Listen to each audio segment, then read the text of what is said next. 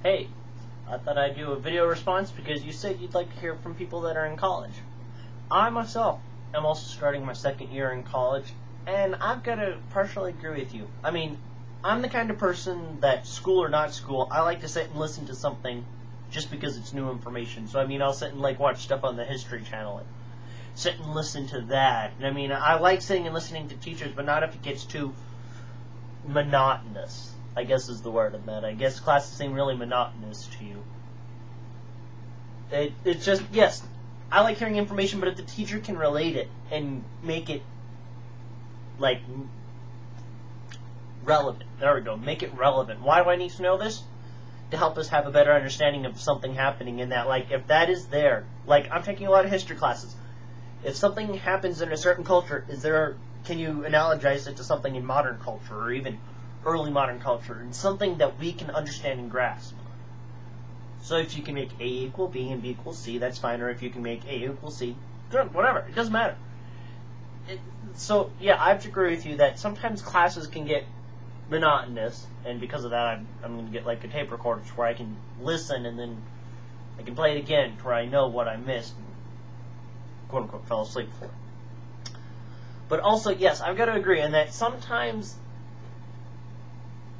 there are, to look smart, you have to have the degree. And I think that's not necessarily the best way to do it, because there are a lot of smart people that drop out of college. I mean, if you want to know how many smart people,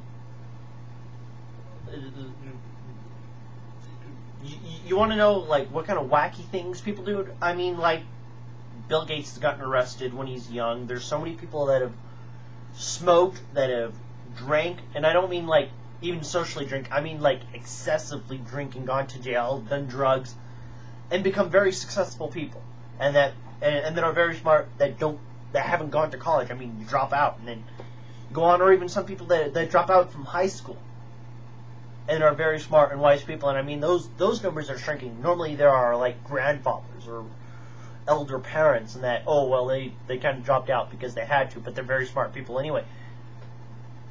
So I've got to say, I agree with you on the most part. I still think it's important, yes. Getting an education is very important. But to have a degree to say you're smart is not necessarily true.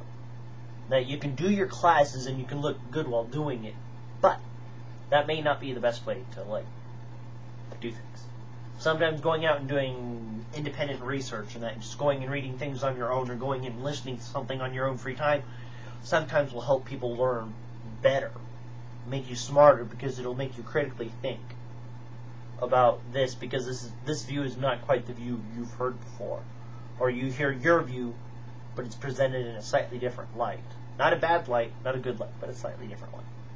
And so I've got to say, coming from a college student, I hear what you're saying, and I get mad at class too. Now, I consider myself very smart, but some of that has been helped along by the classes I've had. So,